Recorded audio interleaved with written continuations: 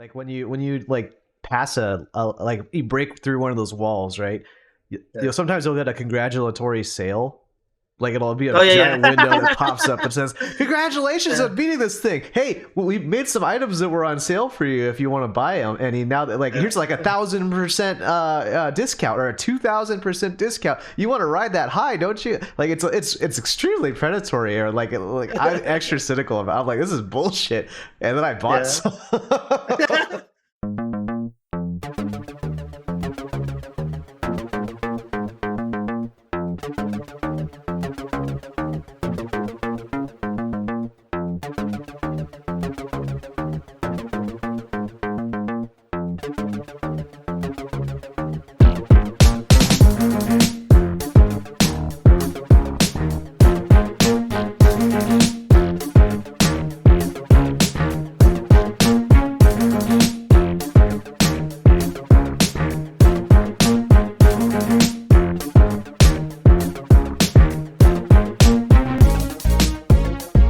Hello, and welcome to the Absolute Guard podcast.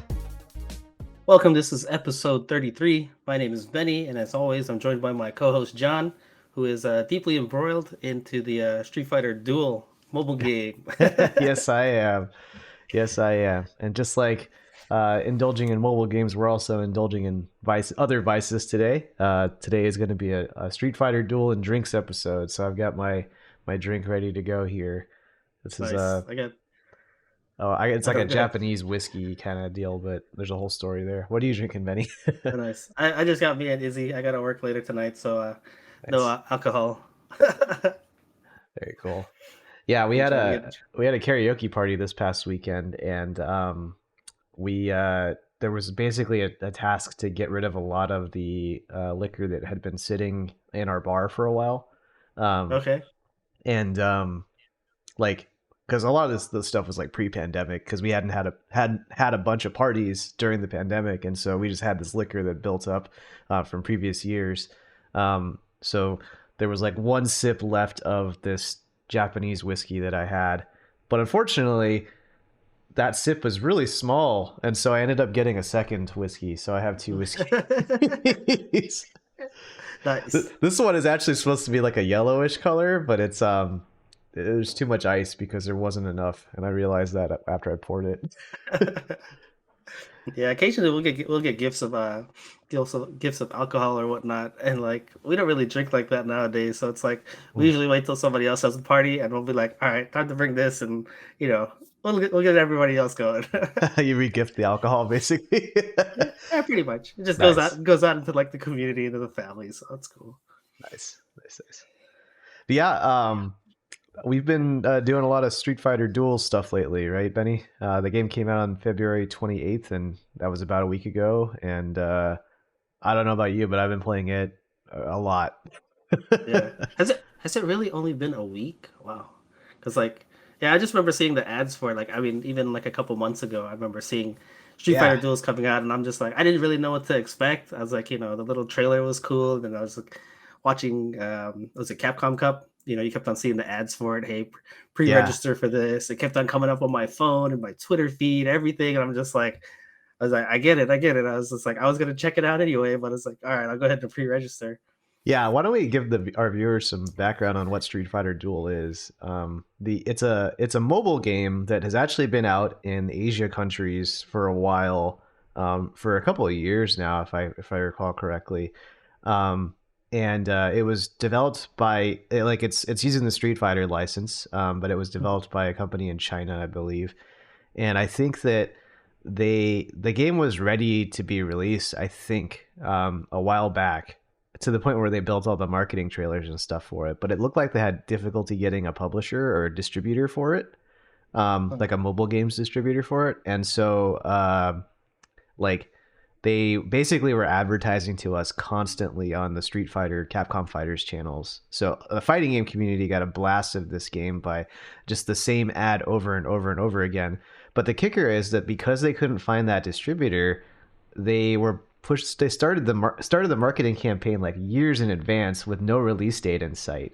So it would be like I think it was like in 2020 during the pandemic streams where like they started showing ads for Street Fighter Duel and it'd have this catchy English song, and it would just say coming soon, and you'd hear like stories from the commentators being like, we need to push the mobile game, we need to push the mobile game, but no one really knew what the mobile game was because we couldn't see any Yeah. of it because they didn't have a publisher yet. Yeah.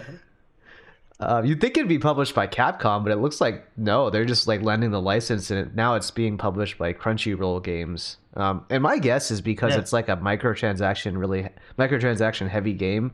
Yeah. That the publisher has to do a lot there to like make sure that they adhere to all the different currency standards and exchange rates and whatnot. I'm not really sure what goes on behind the scenes there, but it looked like that. It looked like it was less so like on the game development side and more on like the business and money making side that was holding that game up.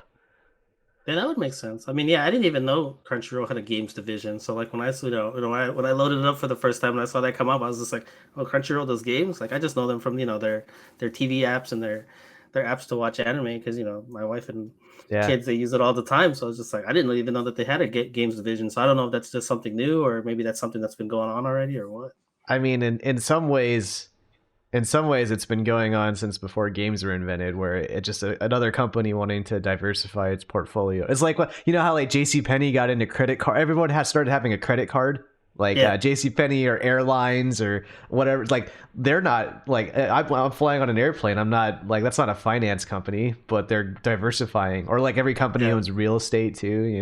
Like CVS is a real estate company and less a pharmaceutical company. Um, Same with Starbucks. But all that to say is like Crunchyroll, I can imagine they're just branching out and having a games division. Like Warner Brothers did the same thing, right? And Yeah. Disney, EA, or not EA, Disney. What's another good example? Amazon. Amazon buying up Oh, what's it called? Double Helix. They bought up Double Helix, right?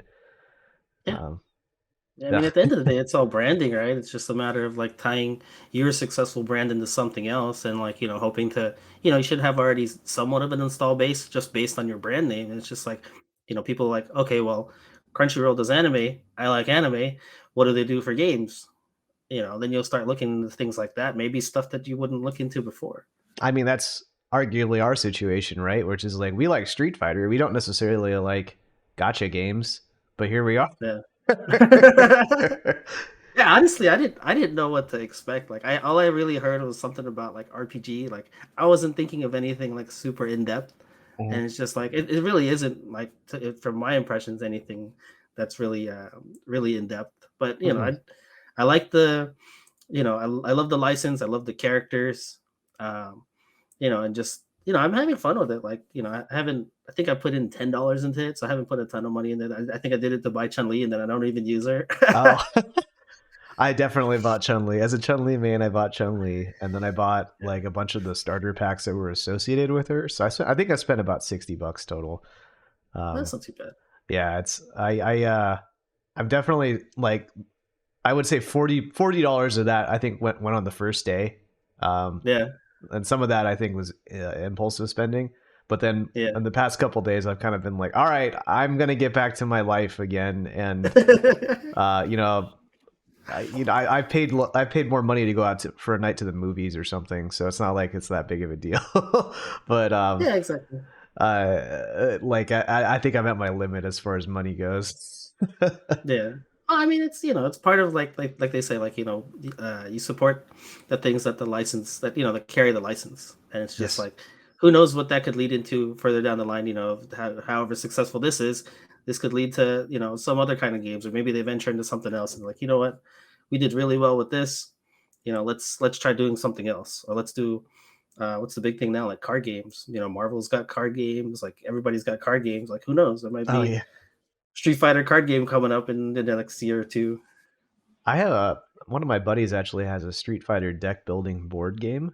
I guess it came Oh yeah, out like at the height of Street Fighter 2 popularity. They just had a deck builder board game. And there's also like a Street Fighter. There's a new Street Fighter 5 deck builder board game that's coming out. Someone can kick like there's a Kickstarter for it right now. So like oh they're really? definitely like selling out that license to make other riffs upon the fighting game genre. I think, which I think is important. If there's any big lesson that I've learned from Street Fighter 5 is that The competitive scene is such a small portion of the Street Fighter fan base Mhm. that without without having everybody along for the ride, the competitive fan base doesn't thrive, or the Yeah. competitive scene doesn't thrive. Um, Yeah, I mean, there's definitely been a lot more crossover in years past with Street Fighter. You know, whether it was Monster Hunter, like they had Ryu in Monster Hunter. I don't know if they put somebody else in Monster Hunter. I remember Ryu for sure. yeah, And then, they put Ryu, Akuma, and Ryu and Sakura in Monster Hunter World, and Akuma in Monster Hunter Rise. As okay, somebody who okay, yeah. played both of them, that Okay, was so yeah, funny. so you had those, and then Yeah. you had Ryu. Well, I mean, you started with Ryu and Chun Li in Fortnite, and then now there was Guile and Cammy, Hmm. and I think they added two others. So it's just like there's definitely that cross promotion that they're trying to get into with more of the mainstream things. Because like to us, like I mean, back in my day with the Street Fighter 2, like Street Fighter 2 was all over the place, right? Like the arcade and everything, like everybody knew Street Fighter 2. Sure. Then, things kind of simmered down a little bit. People still know the name, people still recognize the characters, and people will still talk about it. And it's just like now it's kind of climbing back that hill.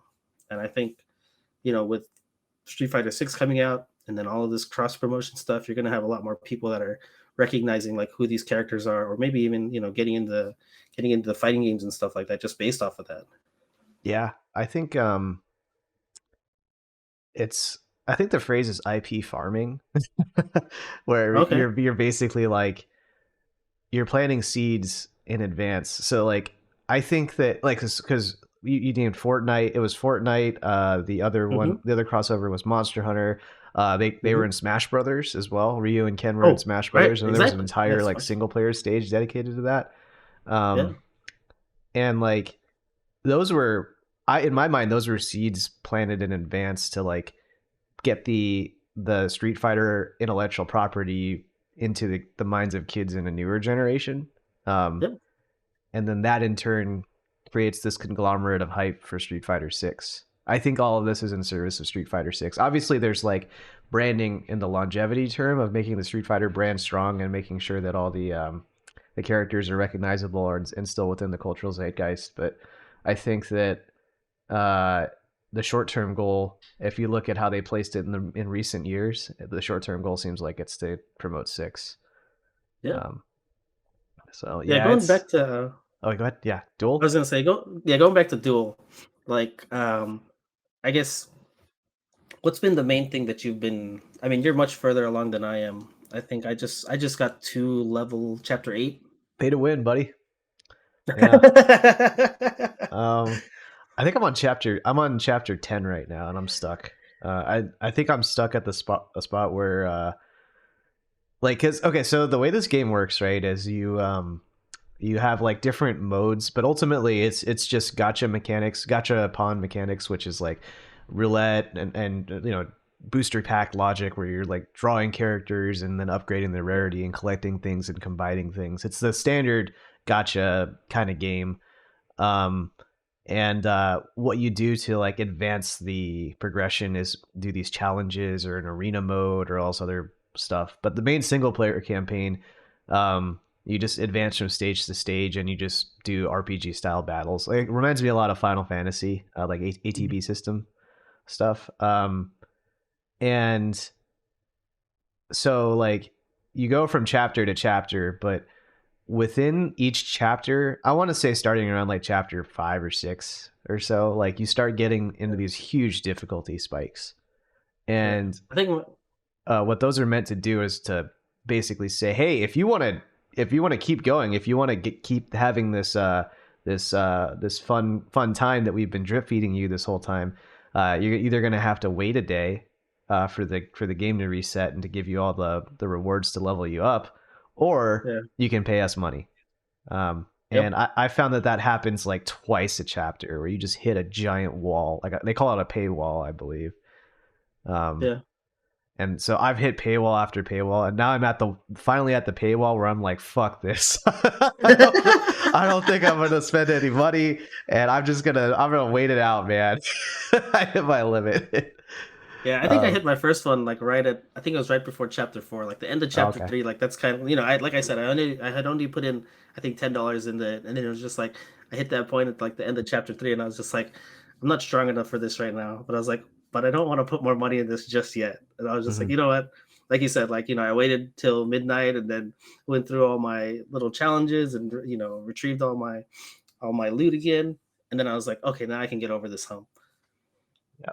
And then Oscar in our stream chat here has mentioned that I already have an S plus Bison as a joke, and I don't. And that's the problem is that I'm at the level where you need Bison to actually like get past it because they just blow you up, and Bison Yeah, is the only Bison. thing that can survive Yeah, it. Bison's cheap. He's pay I to just win, man.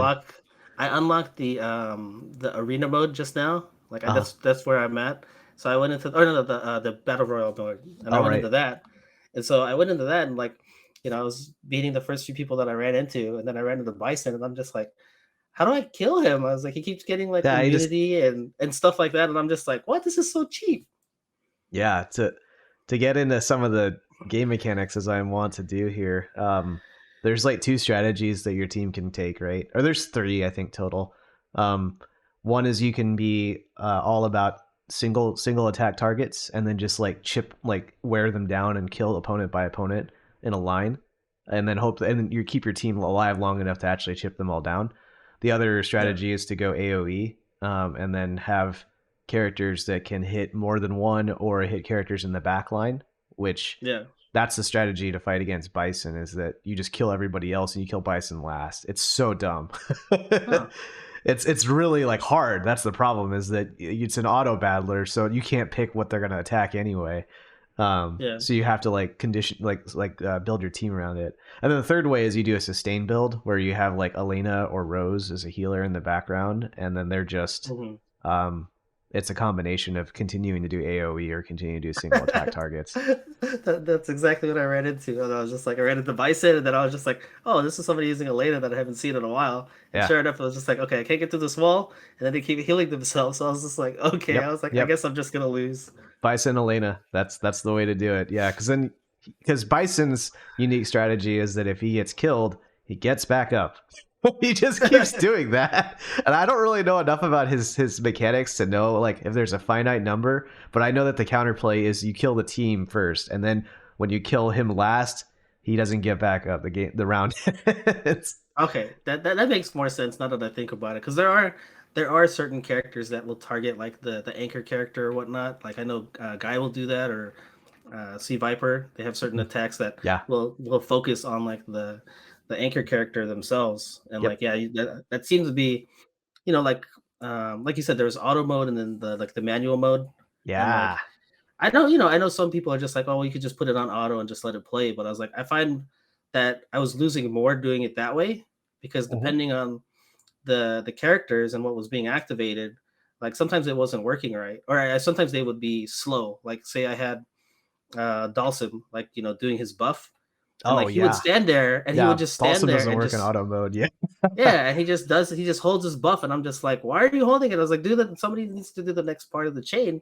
Yep. So like those mode, like for those situations, like yeah, I had to play manual mode and just kind of like spam my way through it, or I mean that's pretty much like the depth of the game to me is just like kind of seeing what's happening on the screen and just saying, okay, do I have enough to kill the guy in front, the tank, Mhm. or do I AOE and try to kill somebody Get that's behind low them. on health in Right. the background, yeah, that Yep. kind of.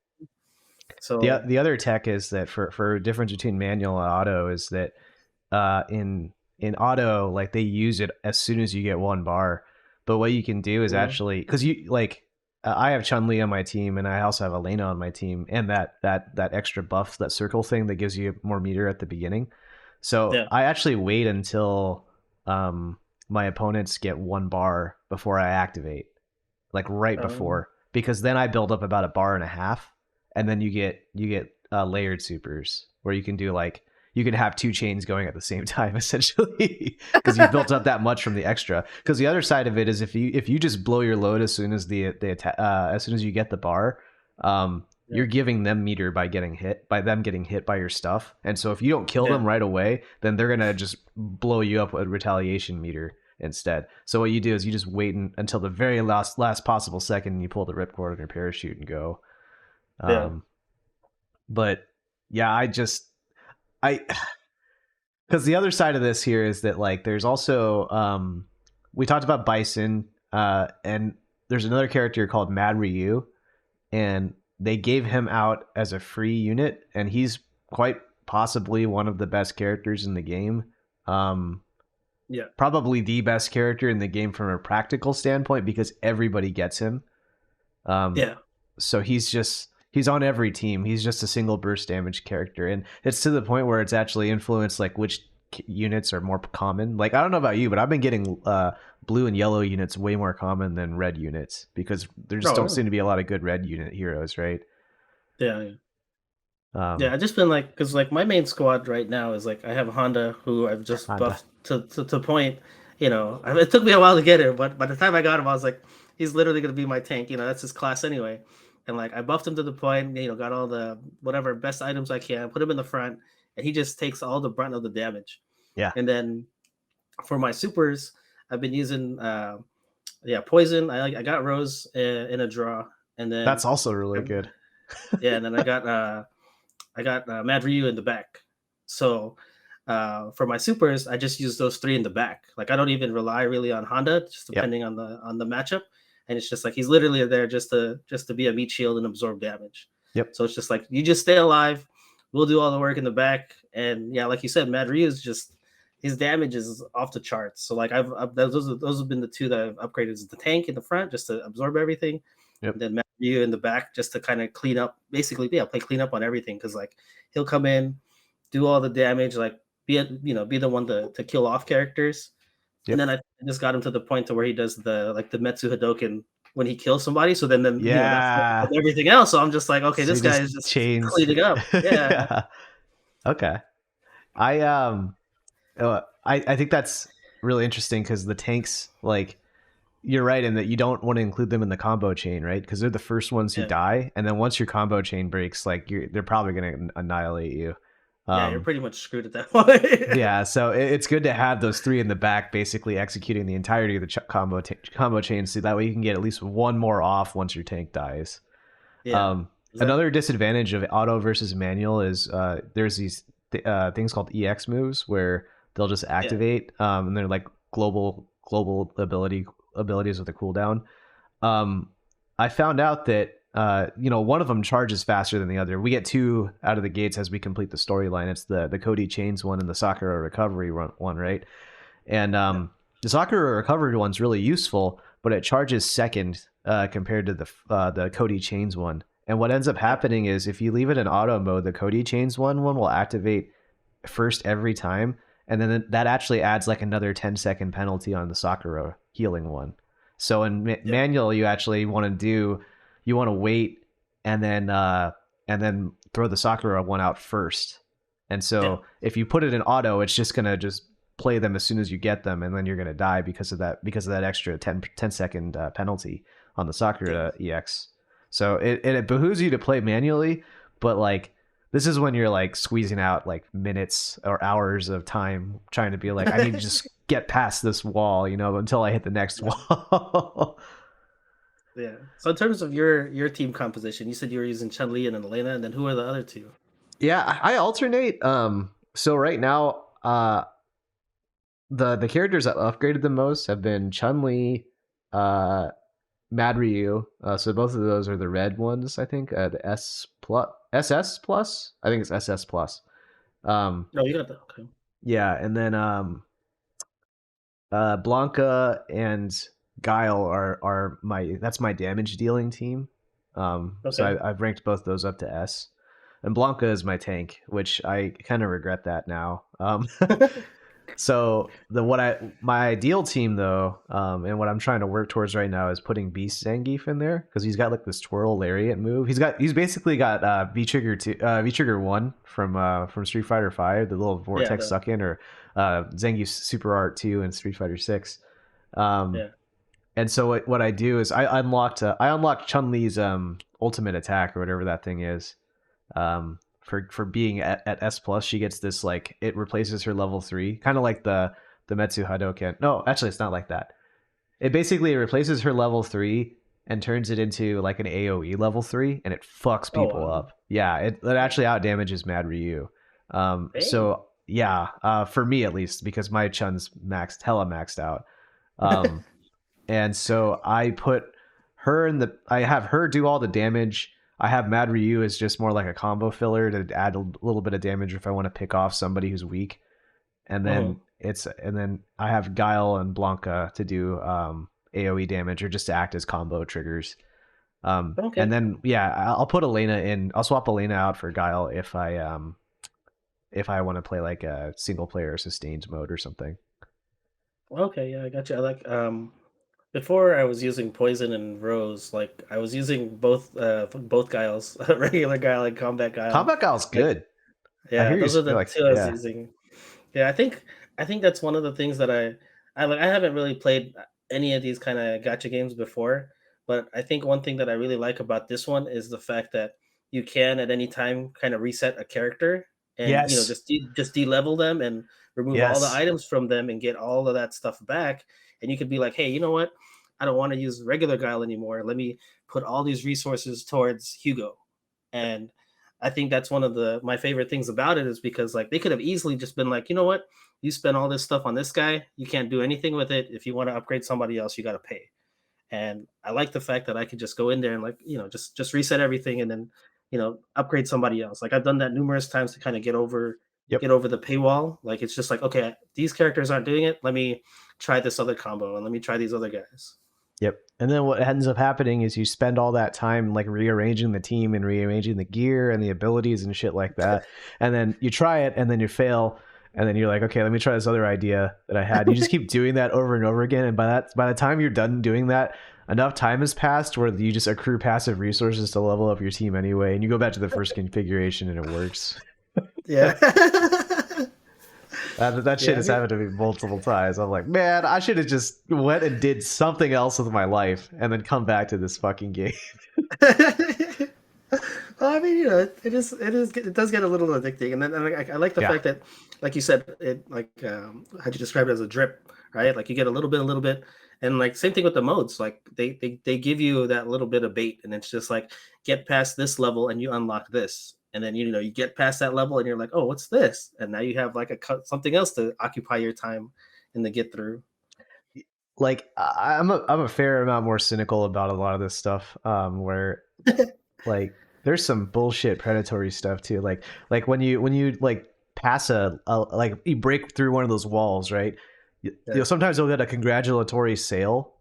Like it'll be Oh a yeah, giant window that yeah. pops up and says, "Congratulations Yeah. on beating this thing! Hey, we made some items that were on sale for you if you want to buy them." And now that like Yeah. here's like 1,000% discount or a 2,000% discount. You want to ride that high, don't you? Like it's extremely predatory or like I'm extra cynical about. I'm like this is bullshit, and then I bought Yeah. some. Yeah, that's when What happened is the poison splash screen comes yeah, up. it's a Yeah. poison splash screen. Yeah, there's a third. So there's the most one of the more expensive options. It was like $20, I think. Mhm. That's where I ended up spending a little bit more money. It had like all the prizes, and then it had a 3 slot thing and said pick 3 options that you want. And then I picked all 3 options and just to see what it would cost and see if it would Yeah. change the numbers at all. It didn't do anything, but I was like, okay, fine, I'm not buying that, and I closed it. And then like 2 minutes later, it reopened it with the same choices on it. Like so, it remembered my choices and it remembered to know that to show it to me again. So I'm just like, fuck. They know, man. They know how Yeah. to like get people to buy this stuff. This is a whole nother dimension of gaming that's hella. They're whale hunting. That's all they're Yeah. doing. They're whaling. Yeah. Well, yeah. I mean, yeah. Yeah. It's funny you mentioned that term because that's the term for the people that are paying to win, literally. Like the ones Yep. that are putting in hundreds of dollars to be top of the leaderboard or first to this milestone, and it's just like, it's crazy. Like I see those things. Like I'm trying to think of like one of the first games I saw it in. But you see those things where they put you on that pedestal, right? And you're like, oh, you're one of the top players, or Yeah. you're the top guy at this. And it's like, there's one thing like, back in the day, like arcades, they had the high scores, right? And nowadays with these games, now it's like they have these things where they're like, break you off into certain factions, and it's just like who's the top, whatever, was it Wind, Fire, and Thunder, right? Who are the Oh top ones in yeah, this game, right? Like who are the top ranking players in this? that's a And good it's point. just like they feed that the what's the word Competitive I'm thinking of? desire, Yeah, the competitive desire, or just the what's the other word I'm thinking of? Not adrenaline. It's drive. no, not drive. I can't think of the word that I want. Uh, endorphins? Is it like endorphins or just The like the high you get yeah, from, just the high from like being like, hey, I'm the best at this, or I'm yeah, the top of this, and just serotonin. like No, no, is it serotonin. serotonin? Yeah, Yeah, okay. maybe it's serotonin. Yeah, one of those two. One of something like that. Yeah, you know what I'm talking about. Yeah. It's that basically the good chemical that floods your brain when something cool happens on a video game or something. People figured out how to, Yeah. or when you're gambling, even that's just a real thing that happens. Is that's how you develop gambling addictions. Um, yeah, which again, that to me is why I think it was so hard for them to find a distributor for this game. It's because like not necessarily in America, but I know the EU is starting to crack down on a lot of this stuff, like the online gambling mechanics around loot boxes and whatnot. These are basically just loot boxes, the game, and then coupled with a Oh spreadsheet yeah. simulator. Yeah, that's Um, a good point. Like I completely forgot about that because that was a big thing in Apex, and those kind of get Overwatch, mhm. those kind of games with the loot boxes. Like yeah, it was a big thing because like people would be spending all this money, and then like the return was kind of shit, and it's just like, well, I'm putting all this money into this, and it's not giving me as much as I was expecting. So I watched a YouTube series recently on Counter Strike Go, and I know we're going straying from a little bit from Street Fighter Duel, but um, CS:GO apparently has the big, like I think that was actually one of the big like proponent reasons why the EU started to investigate this stuff, because there were like Russian sites where like they did the loot box stuff where they sold weapon skins and perks and shit like that, right?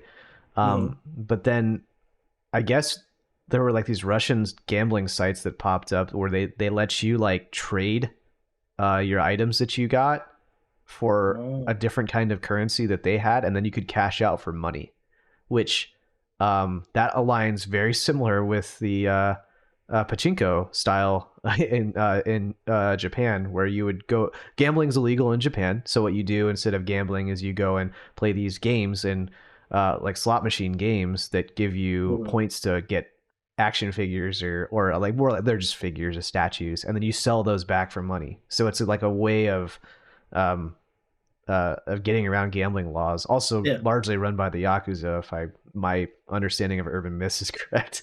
Um, and That's basically what the Counter Strike was doing. Is just that there was a Russian websites that were doing that. I think other foreign websites, not just to pinpoint it on Russia, but Yeah. uh, and then Valve wasn't really doing much about it, and so a bunch of like kids started developing gambling addictions and stuff. And this YouTube series went and interviewed them. I'll look it up and put it in the description on this podcast if anyone's interested in that. But Oh all wow. that to say is like these gotcha games are pretty predatory, and so like I fell into that hole for a little bit, and it's made me be a little bit more aware. I think I, as somebody who's like, I was just right up against that temptation, and I fell for it a couple times, but I'm like, Yeah. there's a lot of like psychology built into these games that is not necessarily consumer friendly. Yeah, I um, can see that. I mean, that's crazy though. Like, yeah, I never thought about that in terms of like like you said, like kind of like circumventing like the gambling laws, like in yeah. Japan, in terms of doing stuff like that. But I mean, yeah, it makes a lot of sense. Like, you can get you don't necessarily give them money back, but you find, give them something of value that that they could resell or whatnot, hmm and So make money that way. So it's just like, yeah, the way you curb that and cover your ass is you just don't make it so you can't resell the items that you're giving out in the games. And so that's kind of where these gotcha games, like, because there's a million of these gotcha games out there. It's like Genshin hmm, Impact, I think, is the most popular one right now. I oh, played okay, one called Fire Emblem Heroes for a couple years. Final Fantasy Record Keeper was a big one for a couple people in the fighting game community here locally. uh, these games are fucking. My fiance plays a game where it's like fashion show stuff where she can dress up characters and stuff like that. Like all the games have like this core skeleton of like different currencies combined with loot boxes, combined with combining characters and all this other stuff. And then there's always like this thing that you do to get the game going. And in Fire Emblem, it was like a tactical RPG. And this game, in Street Fighter Duel, it's like a Final Fantasy RPG dueling thing. Final Fantasy Record Keeper, same deal. You're just doing a RTS battle thing. Yeah. I'm sorry I'm so cynical about how fucking predatory and shallow these games are. I say that as someone who's also just played a bunch of it and I'm addicted to it still.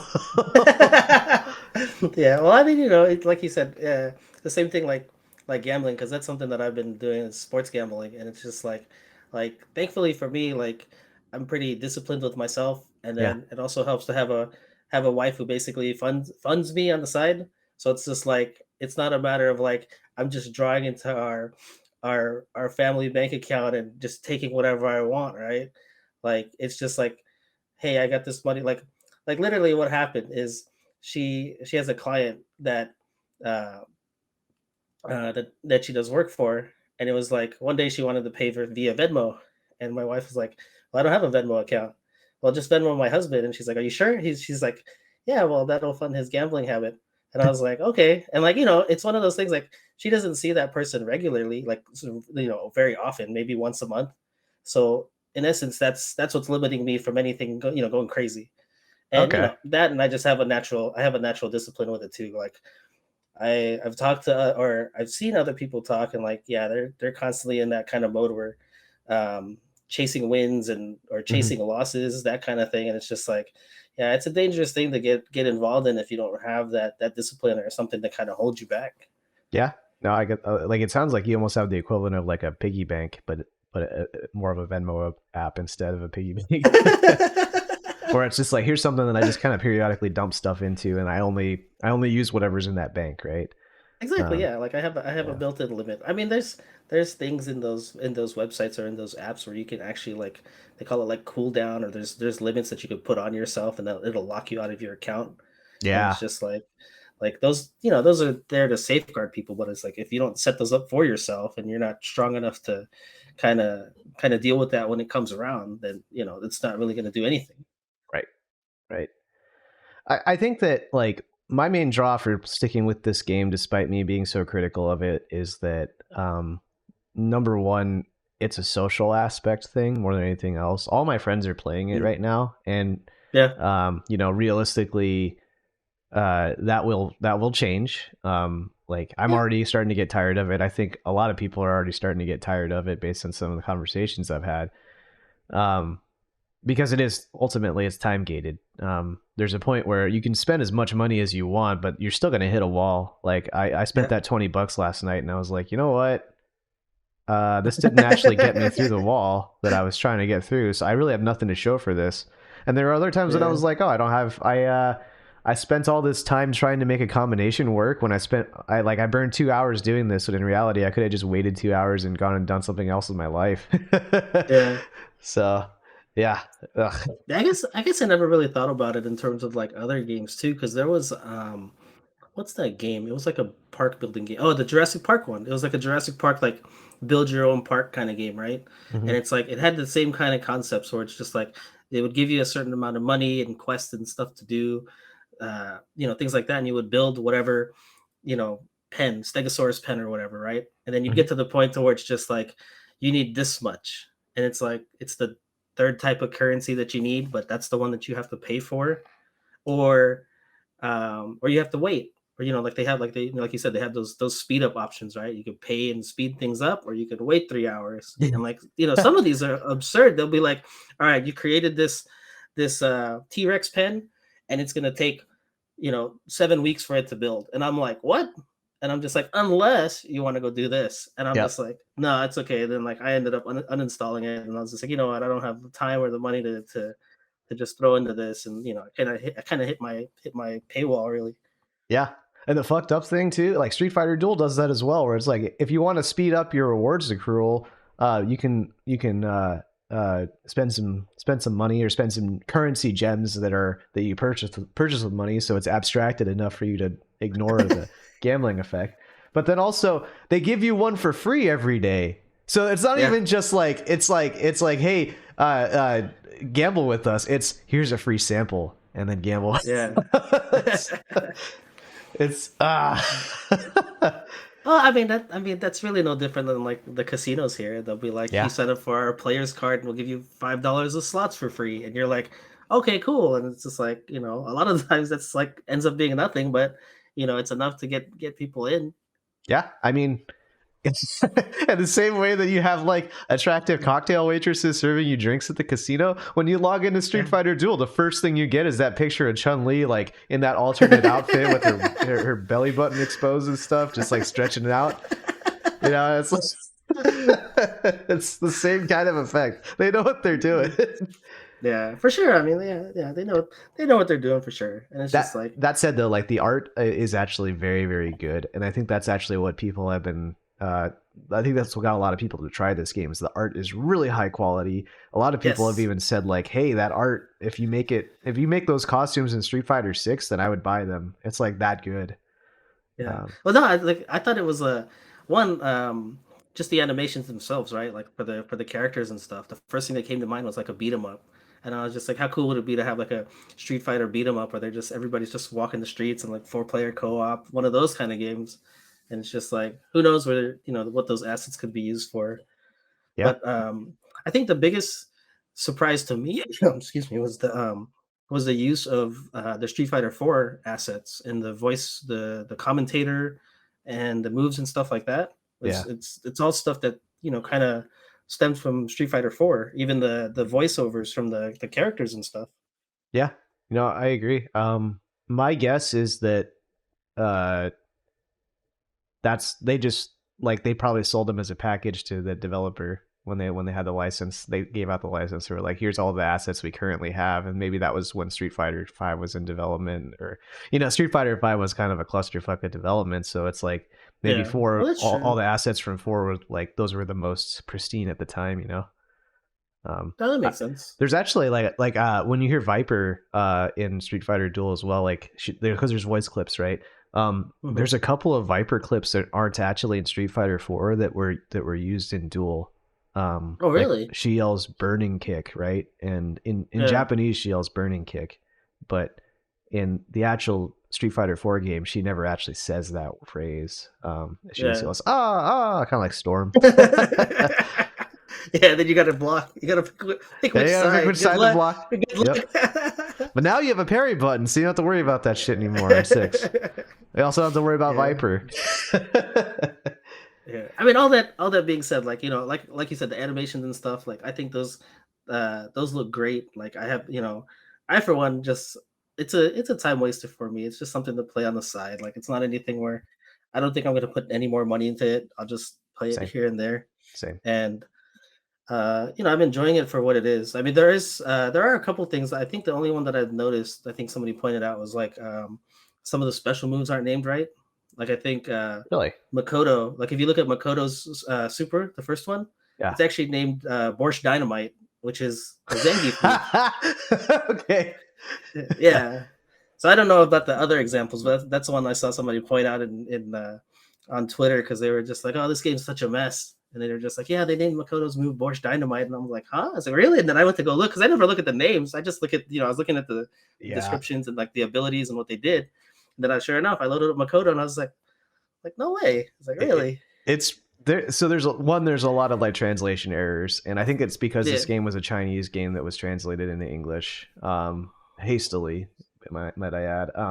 And the other side of it is like the writing is really bad. Like if you and the bios is the bios in the character gallery. I think there is actually some care put into them, but the single player story mode stuff, like the global exploration stuff, um, basically at the start of the game you pick Ryu or Ken, and it's like, oh yeah, because everyone picks Ryu. We've even talked about that on this podcast. And like everyone's either a Ryu or a Ken, right?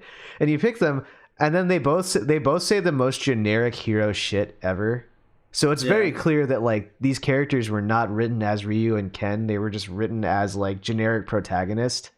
Yeah. And then like when you actually get into the mini game, like the actual single player game, it's just a picture of Ryu or Ken in a car. I think it's just a picture of Ken in my case because I just picked Ken. Yeah. It's a picture of Ken driving a car, and you just press on the different areas of your screen and it drives in a grid. It's like some game maker like summer intern project shit. It's not. It doesn't actually feel like a real game. It looks like just something you see like a elementary school kid learning hour of code or something. Yeah. uh, but and then what happens is as you do that, as you run through that and stuff, like you get like these dialogues that pop up, and it's just characters saying the most generic shit ever. Like, Yeah. and it's because like they don't really have anything to do with the license. There's a translation issue. My belief, honestly, is that they made that game and then they just put Street Fighter on top of it, and they just subbed out all the assets, and those are characters that were another game that was meant to be a different character in a different game. Yeah, It's I could see that. yeah. Sorry, yeah, I'm ranting about this game, but ultimately it is a time waster for me. I regret some of the time that I've spent in it because I could have been using that time like playing a fighting game. Preparing for six or something, or like anything else. And I'm still going to play tonight after the reset. I'm still going to see if I can get through that wall because they've got me. And I think that effect will gradually fade over time. I've gone from like, spending 8 hours playing the game in a single day to like, I'll burn like maybe 2. And I think I'm going to slowly get down to like a half an hour, and then eventually I'm going to stop. I think that's probably how it's going to go. Yeah. So, 6 out of 10. 6 out of 10 from me. Yeah, I think that's fair. I had fun this past week. I had fun, but yeah, I don't know if I would have. I would have had fun doing a lot of other things. Oh man. Okay. So if I can, if we're good to talk, move on from Street Fighter Duel, I had one thing I wanted to talk about on our show today as well. Yeah, sure. So a couple episodes back, we talked a lot about like TO integrity.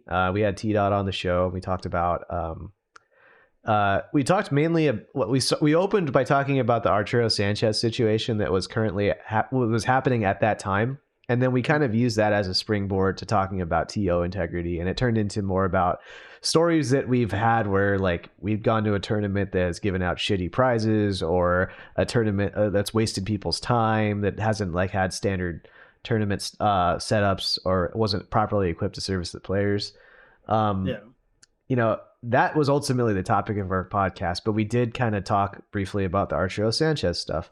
And at the time, like, I feel like I listened to the episode again recently, and I feel like we couched our words pretty well, and that, the narrative on the internet at the time was that Arturo Sanchez had mishandled funds for Bacherino prize pots, and the implication was that he had been basically taking money from players. And emphasis on the implication part, because that was corroborated, and I say that with air quotes, corroborated by several different people within the fighting game community. But then at the same time, a lot of folks kind of came out and said, Art has actually done right by me a lot. And so it kind of turned into this like argument between Team Art versus Team Not Art. Yeah. And, any argument on a social media platform like Twitter with the fighting game community in particular is going to have people doubling down, not necessarily because they believe in the cause, but because they don't want to admit they're wrong, or they ardently believe that they're right. And so while I believe that we couched our descriptions of the situation pretty neutrally, I do believe that like at the time I felt like Arturo had embezzled funds. I kind of bought into all that stuff. And over time, what's happened, like, and by now the dust has kind of cleared. People have kind of written some of their post-mortem blogs on it. Tanner's actually got a good one. If you look at themsfightingwordsblog.com. What's happened is that Art's name has not necessarily been completely cleared, but the mainline accusations about him taking money proved to be proved to be false, but then also proved to be got tangled in with issues working with him as a collaborator. And so it turned into this giant smear campaign almost, and now everyone involved kind of looks bad. And as we kind of use our podcast here to talk about it, even if it was to springboard onto a different topic. And I wanted to make sure that we close the book on that one, and that I bought into it. I think I was wrong in buying into it. Now that I've seen a lot of the evidence that's come out, I could spend a lot of time defending my initial stance about how it looked bad, and how things kept coming out about how it looked bad. But ultimately, at the end of the day, these issues get way worse because people don't want to admit they're fucking wrong on the internet.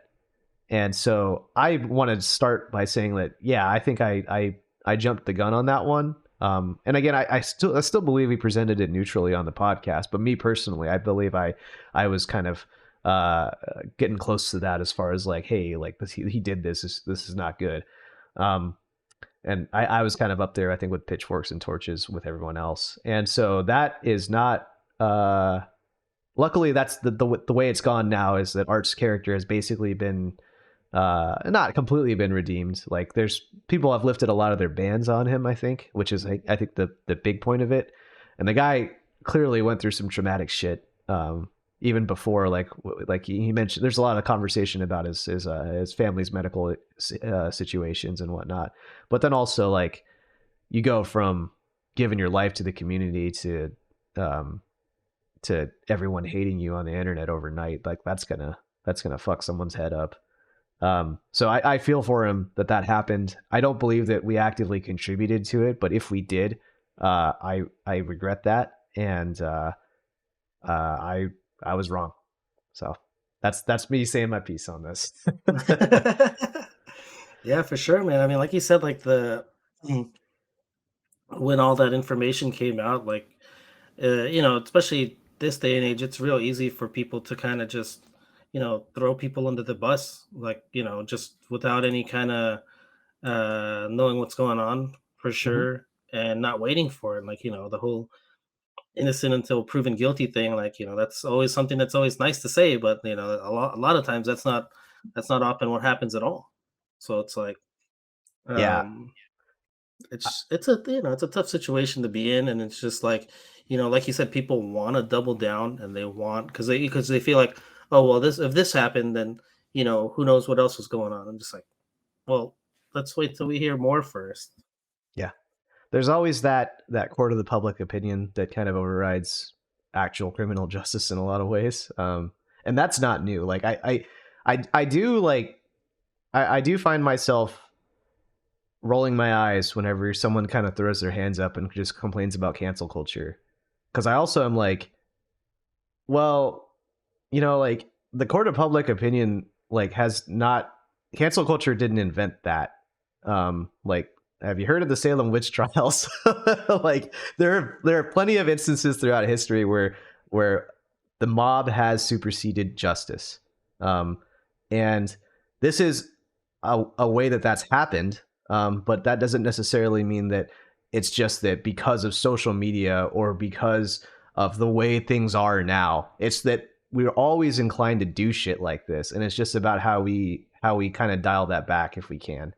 Um, I also think that there's a degree, like, just like in the Salem witch trials, there's a degree of people trying to weaponize that, mobs to cover their asses in some way, or just sick people on folks that they don't like, and there's bad actors out there that are trying to do that stuff. And so that's the part where I think that we as a community can be proactive in we're like figuring out if someone's just trying to get us riled up or not. I think there's a degree of, like, it's okay to be outraged about a couple of things out there. Like, there's some real bad, evil things that are happening in this world, but Yeah. it's also important that we don't forget the context, and that we are ultimately playing a competitive fighting game, and the vast majority of it is a hobby, and the only, like, Art being the big victim here, like, in my opinion, I think he's the big victim nowadays. Now that I've seen kind of a lot of the receipts and whatnot, um,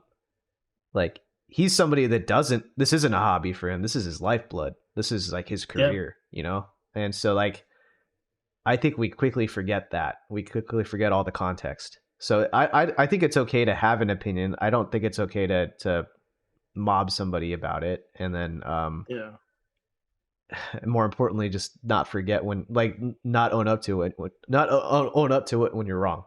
I think that's important that Exactly. we Yeah. we do that. That that's what I was gonna say. Was like I think that's the big thing, especially that you don't see a lot happen a lot of the times. You know, when somebody's wrong on the internet, whether it's Twitter or whatnot, is like a lot of times you'll see like somebody puts out this tweet that something happened, right? Gets a ton of traction, likes, retweets, whatever. Find turns out that that's wrong, and instead of deleting the tweet or quote tweeting it and giving a correction and apology from there, they just Hmm. leave it up there because it's just like, well, I said it at one time, it's there, and it's just like, no, it's giving you engagement, like Yeah, that's the main reason that you want to leave it up there, and it's yeah, just like what would have been better off for you uh, to apologize for it or to come correct and those kind of things. Or it's the same thing, like people like will post the clickbaity headline or initial tweet, and then they'll put it in the replies, something the good stuff or the more of the detail, more of the meat of the story that gives context to things. And it's just like, well, if you would have said this in the first part, then you wouldn't have got all these people going crazy about yeah. No, I agree. I like feel good stuff. Like that it. Hmm. stuff went viral in the 2010s, like the early 2010s when the internet was still novel.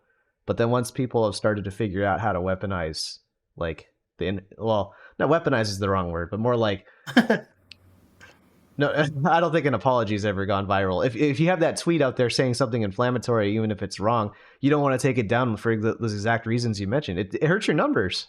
Like, Yeah, so what happens is these arguments aren't made in good faith. They're made for numbers. They're not made to yeah, prove the point. They're made for the numbers and to make the money.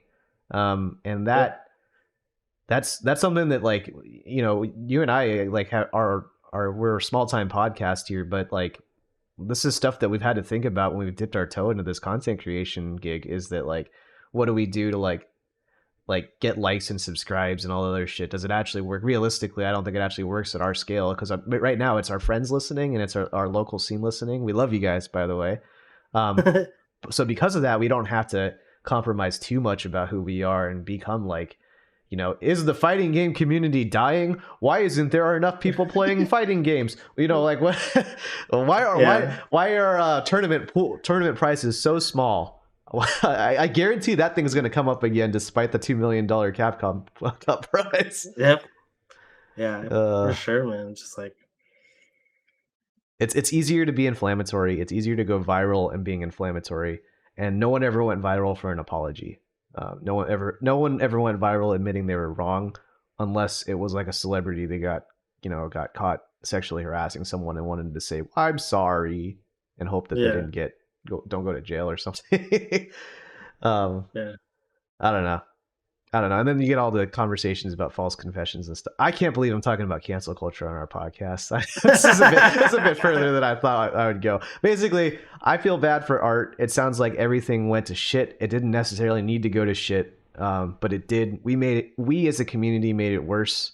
It should have Yeah, just been between him and that company, um, and now we are all better for it. I hope we learned some lessons for it, but I don't know.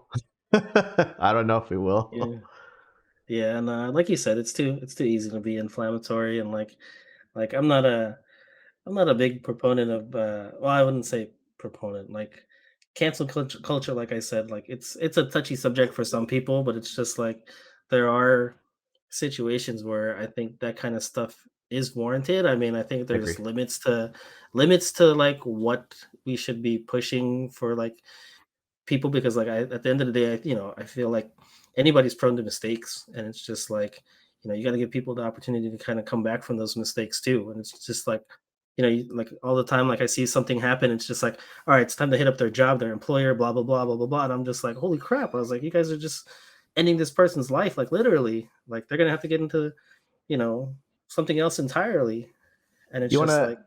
like, I have a way of tying that back to our local scene. Hopefully, it doesn't air too much of our dirty laundry from the past year. But um, there was this one time when we had a person who joined the fighting game community Facebook group, um, and I'm not going to name anybody involved here, but they had been caught stealing on camera from another shop somewhere for a card game for playing card games somewhere. So it wasn't necessarily a fighting game related. It's just they had been caught stealing by the card game shop, and so they were banned from that shop.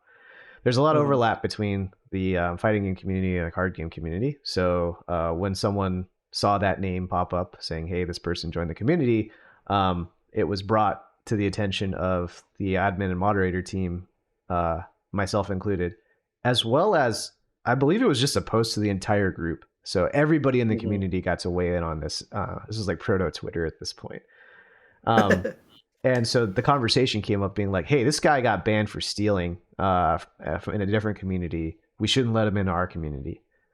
Yeah. And you know, me being in my 20s and me being like kind of wanting to protect the scene at all costs, you know, I was naive and was like, yeah, I agree. It seems like everyone's kind of in agreement here that we just shouldn't have bad actors in our community or anyone who could possibly cause harm to it. Um, and I look back on that and I'm like, man, that was kind of fucked up because, you know, yeah, this guy got caught stealing, but it's as you said, someone can make a mistake. And why should someone making a mistake in the card game community have an impact on their ability to be part of the fighting game community? Who even gets to fucking decide who's part of the fighting game Yeah. community, right? Yeah. Um, and the person I will name in this one is Frank Castle, who was on our show a couple weeks ago or a couple months ago. Actually, it was a long time ago at this point. We've done a lot of shows. um, he was the one who actually brought up in a public space. He said, "You know what, guys? Why can't we give people second chances? Wouldn't you want one too?" Yeah. And that basically shut the entire conversation down.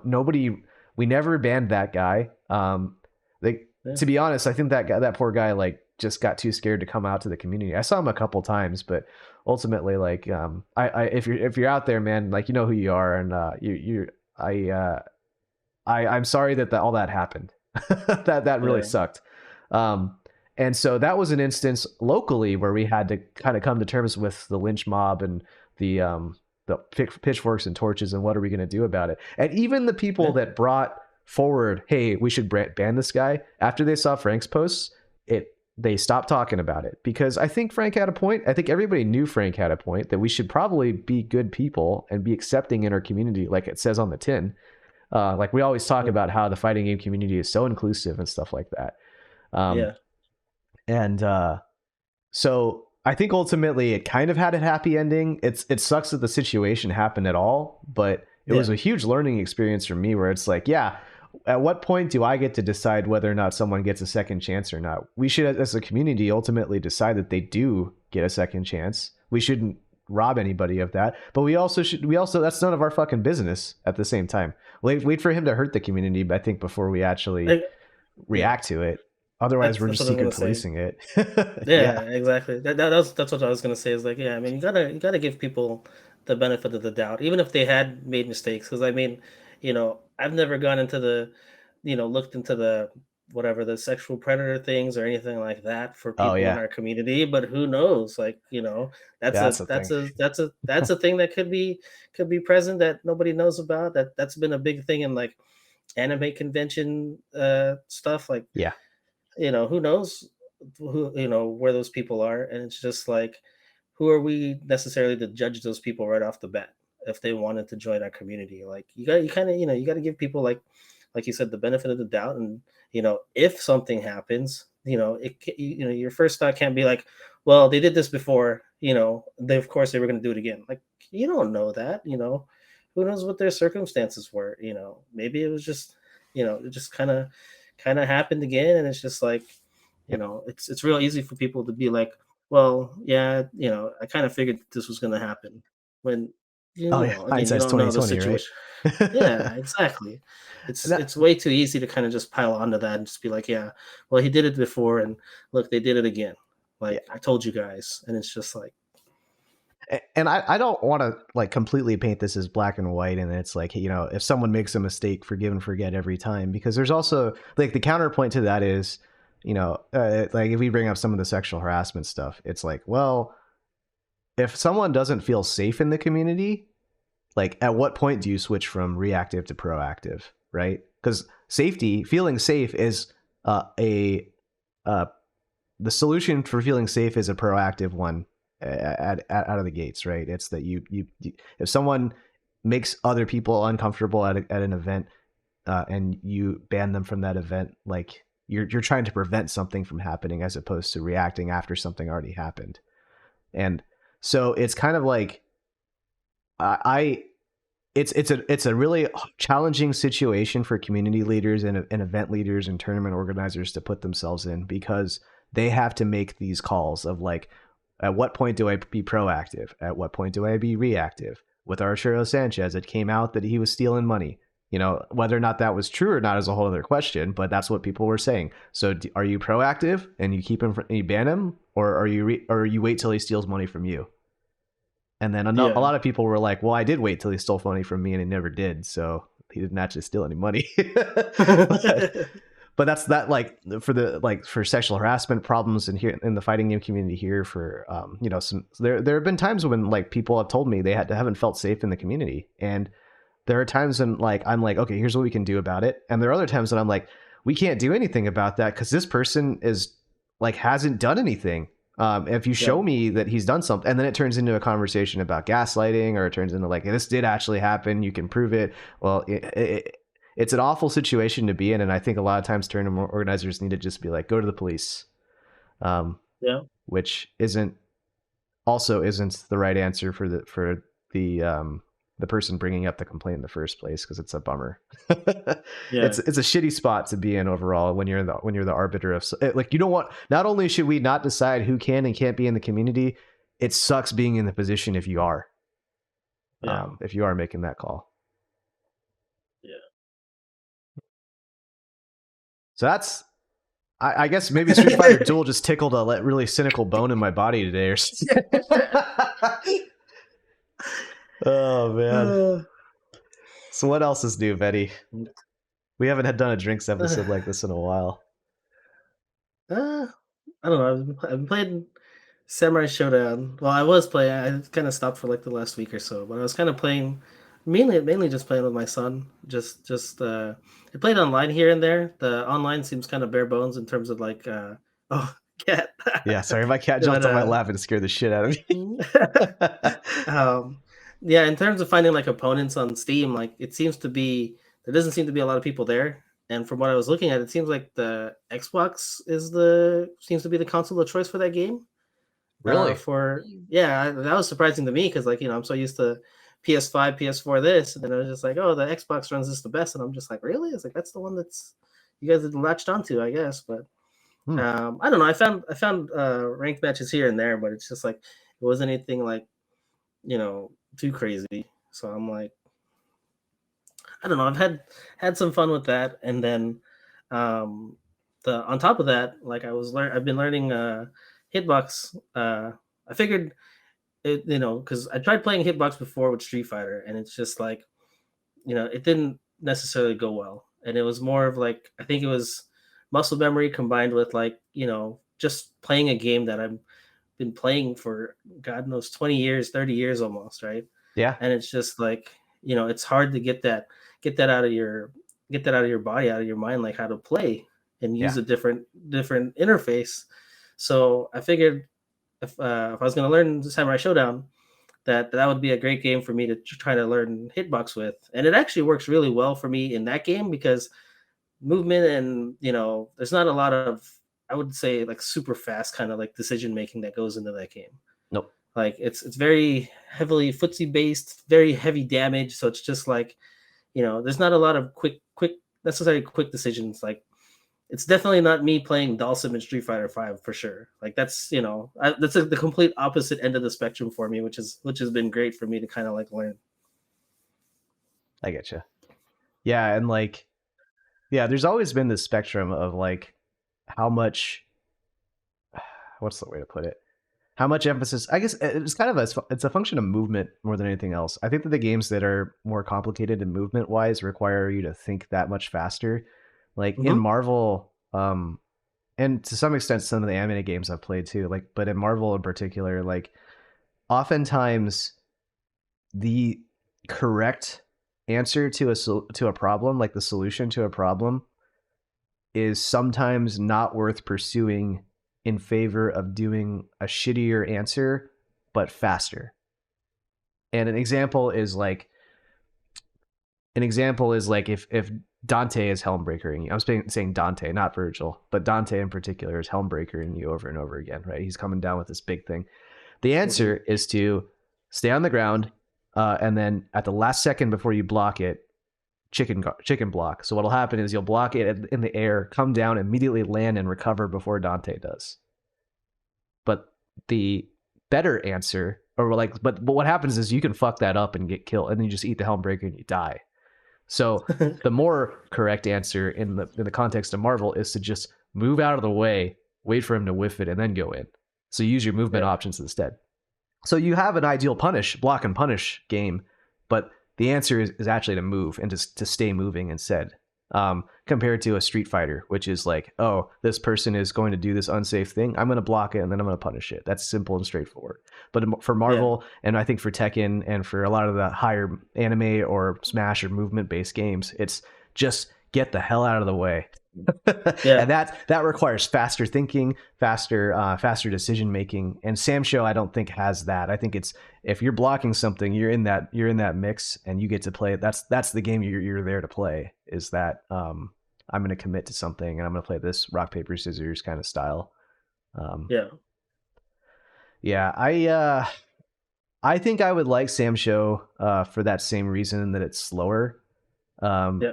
I quit anime and Marvel games mainly because I wanted to play a slower game like Street Fighter. And Street Fighter Mhm. can still be played fast. Like Dalsim is a good example of an anime character in Street Fighter. Dalsim in 5 at least. He just goes. He goes like you're moving from thing to thing to thing and then watching Yeah. as you're doing each thing, right? What they're doing and reacting and changing your flow chart. A lot of anime games play like that. A lot of Marvel games play like that. Street Fighter games can play like that, but Sam Show I think has less of that from what I've seen because it's more neutral based.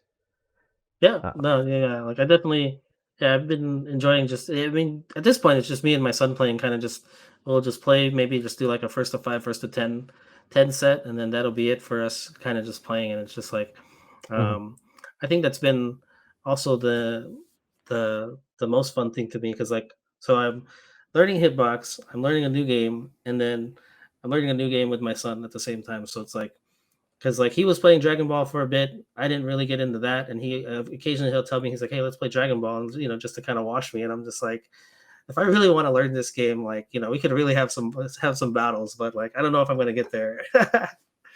Dragon but Ball I think is that would be the game I'd recommend learning hitbox on. Um, oh really? yeah, I think that game benefits the most from hitbox out of all the games that I've played. Um, Huh? because so one of the huge benefits of hitbox is being able to do instant air dashes. And on a stick, it's kind of hard because you got to do up, forward, forward. So it's kind of hard to twist it and then hit right. Um, in Dragon Ball, that is the case. That's the way you get really low like cross ups and stuff like that. In Guilty Gear Strive, I was excited to do that same thing, but then they gave me a dash button, so you don't even have to do instant air dashes anymore. You just use the dash button. So, Dragon Ball is the only game that I think benefits from instant air dashes, and then also doesn't have a ton of DP motions. And because it doesn't have any DP motions, which I think are harder on Hitbox, everything's a quarter circle. I think Hitbox is the way Yeah. to play that game. Um, Oh, okay. yeah. There's other like unique things about. I actually am really curious about your hitbox journey. So has it been going well? Do you think you'll switch over for Street Fighter 6? That I'm not sure about. I kind of want either another beta to come out so that I can give. I would probably just go all into that beta because at that point it's a beta, right? Like I'm just messing around with stuff, so I'm just thinking maybe I'll just do that and then kind of see how I feel. But I think it's ultimately going to depend on Dalsum himself and if I'm gonna actually play that character because I think I would be okay playing Honda or another character with Hitbox. But like recently, like on my Instagram, I posted that video of me doing that air juggle combo with Sim, right? It was Mm-hmm. like the back fierce and the EX fireball and then the air teleport, and then you gotta do Yoga Gale and then EX TK. Yoga Gale. Yeah. Yeah, and it was just like I did that and I was just like, that was after finding out a shortcut I could use. And I was just like, okay, so I can do this, but it's just like do I want to have that hurdle in terms of like learning Street Fighter 6 Dawson and having the execution that I have to work up towards with that too. Okay. So I think it's gonna ultimately depend on whether or not I'm gonna play Dhalsim and if I really want to. And it's just, I mean, I don't know. I guess it would be a matter of how I see myself progressing too, because I think if I jump out of the gates and I'm just like, all right, I'm playing Dhalsim on Hitbox and Street Fighter Six, and if I feel like I'm doing fairly well enough, then I might just stick with that. Okay. I have you considered playing like Honda on Hitbox and Sim on stick?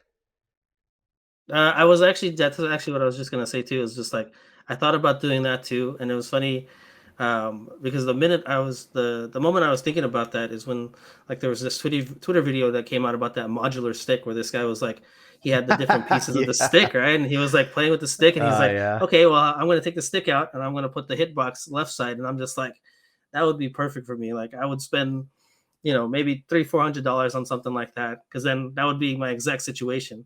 It's like, oh, you just beat my Honda. I was like, hold on, let me play sim. Let me go grab my little hitbox piece, and we'll go to this other side. Or I'll grab my stick piece, and we'll go there. Yep, basically. I've so my experience learning Hitbox, and maybe I'll put this as like the description of our video too about kind of this can be like a little spiel about how to learn Hitbox as a new player, right? Um, I'd always recommend somebody learn Hitbox with a new character as opposed to learning on a character they already play, because it's like a weird out of body experience, right? Where you're like, I know I want to do this thing and I can't do this thing. And I know I've done this thing before. I'm limited by this hitbox. And then when your mind goes that direction, then you start saying, well, if I'm limited by this hitbox, then this hitbox is the problem and fuck this thing. And then you drop it. You don't end up sticking with it, right? Yeah, Um, yeah, yeah. That makes a lot of sense. Yeah, so what you do to ease that transition, what I did is I learned Sakura in Street Fighter 5 on Hitbox first, and then I learned Chun Li, and then I learned Ibuki, and then I went back and then learned Chun Li again with it because it was so much fun. So I didn't end up actually playing my main characters at the time because my main character at the time was Ibuki. I didn't end up playing her on Hitbox very well. I ended up switching characters altogether. And then when Strive came out, I learned that game on Hitbox, and so I don't know how to play that game outside of Hitbox, and that's been way easier. And then when with the 6 beta, I don't think I've ever played that game with a stick. I played it on a pad and at Evo, and then in the beta I played it on Hitbox, and so because of that, like my there's no learning curve. I guess you're already learning the game anyway, and so you're not necessarily fighting the stick or fighting the hitbox and the game. It's kind of combined anyway. Um, yeah, because in your mind it's like, okay, so back fierce gives me this normal with Dalsum, right? And so while you're yeah, learning that in 6, right? While you're learning that in 6, like you're learning that the back button plus the fierce button on the hitbox corresponds to this, as opposed to that. yeah, It's kind of like when you're learning a new like spoken language, and it's like at first you need to translate it to your native tongue first, and then to the new language, right? When you hear it, it's instead of yeah, that, but eventually you get to the point where you're like, okay, I hear this thing, I'm just going to go write it in that language. You don't have to have that intermediary step. I think that's what yeah. happens when you're learning a new character, a new game, and a new character on Hitbox, as you skip that step of having to unlearn the old way. Yeah, I think, yeah, like I said, I think the biggest hurdle for me was me trying to do stuff in 5 with Sim, Yeah. because that's such a complicated character, right? In terms of like the Tiger Knee motions and the teleports, that was the thing that I had tweeted about, was like the instant air teleports, because like for people that don't know, like the normal teleport, like yeah, that's cool and whatever, and that can get you out of an escape, but that has so much recovery, like to the point to where if somebody reads that, they can jump and chase you down and full punish you. Hmm. The instant air teleport has a lot less recovery, and that's what allows you to do combos and do normals in the air that the normal teleport does not. So for me, that was like, if I could do this and I can get to the point to where I can do this, then I would feel comfortable playing that character. But like you said, playing a different game, playing Sam Show and learning how to move, and it's normal standard, WASD kind of thing, right? It's Hmm. just kind of flipping your mind with the down and up. right? Because the up or the jump is the space bar or the lower Yeah, that button. takes a little while. And yeah, so it's just like I found myself like in fighting games that's not really a problem. But I've tried playing like other games like beat 'em up games, and like my mind, like I'm thinking fighting games, right? Or I'm thinking the normal like space bar lower button is down. So like, Oh, like on you know, Hitbox? Like yeah, playing a beat yeah, 'em up on. Oh yeah, yeah. Like I yeah. tried Like I playing can't do. Hades on Hitbox. It was a fucking disaster, dude. Yeah, I tried to play. What's that game? Fight and Rush. Like that has like combos and stuff in it too. Oh And wow. like, and I was trying to play that, but then like I can't wrap my mind around pressing the middle key or whatever and walking up or Yep. walking down and then Yep. using the bottom key to walk up. And I'm just like, okay, that doesn't translate. Yep. But now now like yeah, I can play Sam Show, and I've been playing Hibiki, who's pretty simple character to play, I think. And it's real natural. The forward and back is easy, and then just having a jump button, like it's not anything that I think is too difficult. So again, I think when it comes to six, maybe it'll be a matter of maybe just like yeah, just starting out from the beginning and then just using it and getting used to like how that game plays with the hitbox itself. Yeah. Because I am enjoying like actually using it, and with the snack box being so small, like the main reason I really even wanted to give that a shot was just the portability. Sure. And the only thing I regret is like I almost wish that like I got in because the price point was like super cheap. It was like 165. Yeah. And like the only thing with the difference with the other ones is it's not compatible with like the current consoles. But then like the case that they gave you isn't one that you can customize. So like now I'm like, man, I should have spent that extra $100 so I could like customize the art inside the case. And I'm just like, oh man, but I don't know. That's Maybe I'll buy this another is one. the Mad Catz SE all over again, isn't it? Remember that? Yeah, Remember pretty the much. Mad Yeah. Catz, the Mad Catz Street Fighter 4 sticks. It came out. They came out with the tournament edition one, which is like the Yep. ubiquitous one that everyone kind of says is one of the best sticks of all time. And then they came out with the budget version that was significantly Yeah. smaller. It was this little That was my dinky first little thing. That white was that one. was Yeah, that was the one that was the first one that I customized, and I had to use yeah. because it didn't have like the like they started the plexi business back then with the TEs, and like for the SEs you couldn't do a plexi because the front of it was uh angled Sloped. down. Yeah, Yeah, it was sloped. Yeah, so it's like you couldn't do a plexi with that. So I ended up what they call it, Lammy label yeah. You had to print a at giant Kink. sticker, basically, right? Yeah, I printed a giant sticker, cut the holes out, and that was my first custom stick. So it's just like, yeah, I think that's what I might have to do with this snack box micro. I think it was like AE 2012 when Haz was doing those Rambats for Street Fighter 4, and you were back in town for that, and you were showing up with the SE, and it was like you were the only person still using an SE at that time. And I remember that stick very well for that reason. Yeah. One point I wanted to make about Hitbox before we call it here is that if you're playing a charge character, I don't think I Oh, think that you should play Hitbox. If you're playing a motion really? character, I think it's up for grabs. Yeah. Hmm. I think I don't all know the because I found benefits are for myself. charge. I'll have to give that more of a shot then, because like I felt that the charge motions were kind of weird. Like I know the benefits of kind of being able to hold it down and charge while doing other things, but Mm-hmm. like I felt like the whole motions of like letting go and then pressing forward, that like those were just really kind of like forward and kind of weird to Oh, like a me. Sonic Boom. Yeah, yeah, Yeah, exactly, yeah. you get used to that after a while, and then you start seeing like some of the bullshit charge partitioning stuff you can do with it, and it's like Yuri and headbutt loops, Chun Li standing bird kick loops or standing bird kick attacks, like that stuff. That stuff I think is hitbox only. Like you can do that on stick, but it's really hard, and you Yeah, can do it on pad, and it's really hard. But hitbox, it's really easy. And then yeah. I think on motions, the I actually inside. think are harder on hitbox. Like DP motions in particular, I think are harder on hitbox than on stick. Yeah, they are. I think what I'll have to do is I'll probably have to delve into those videos from like Hitbox that they were doing, like demonstrating like the shortcuts, because like that's how I found the Dalsum teleport shortcut was like I watched their video and then I was looking through the comments and then Oh no. Are you people doing were the like, mode off one? The one with up in it? no, the one I was doing, I think you hold up and then you Oh yeah, press okay. forward twice, and like that was the one where I was just like, oh, this one is more Oh intuitive, because the other one was like hold forward or left or right, yeah, then press up and then press it again, and I'm just like, yeah. that just feels really weird, and I'm just like, once the other person in the comments was like, hold up then press forward twice, and I was just like, what? I was like, this works. I was just like, oh man, I was like, that's what got me to do that combo. was like, once I learned that, so it's like I think I need to delve into those tutorial It's just videos and then hold kind up of and press forward twice. Okay. yeah, it was like yeah, I think that's what the comment was. It was like hold up and then press forward twice because the other option was to hold forward and then do some let go and press up in there too. And Yeah. I'm just like That's the true that TK felt really motion. weird. Yeah. Yeah, that one felt weird. That one gives that one. That's the motion you used to do for lightning loops. Except it had to be a super jump, so you had to do down up. And I used to. That's why I had to have spine surgery years later, just because I practiced that fucking TK lightning loop shit too much. Um, that shortcut though, the one with up in it, is not in Street Fighter 6. So I just want to give you a heads up Mm, there.